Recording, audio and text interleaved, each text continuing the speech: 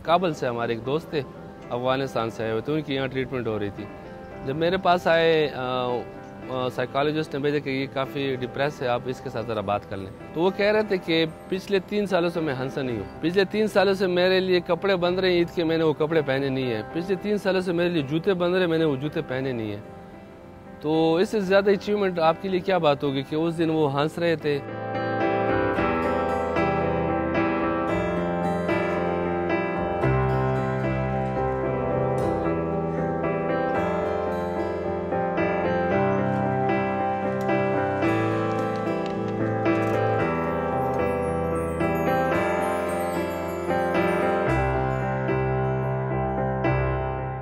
मैं यही कहता था कि पता नहीं मेरी लाइफ का मकसद क्या है, कोई मकसद नहीं होता था। तो अब वो लाइफ का एक मकसद बन गया है।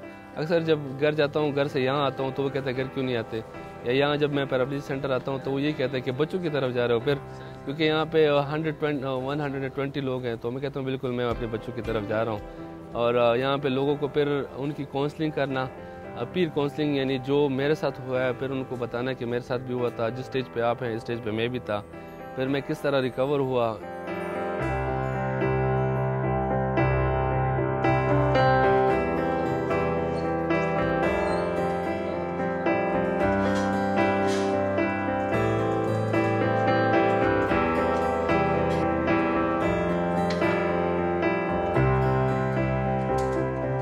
हमारा जो काम है ना वो सिर्फ मेडिकल या फिज़िकल रिहेबिलिटेशन नहीं है। हम तो दरअसल जो हमारा असल विज़न है और गोल है वो ये है कि हम अफराद बाहम माजूरी को इस काबिल बनाएं कि वो बावजूद माजूरी के वो एक कामयाब, फ़आल और प्रोडक्टिव और खुशहाल ज़िंदगी गुजार सकें।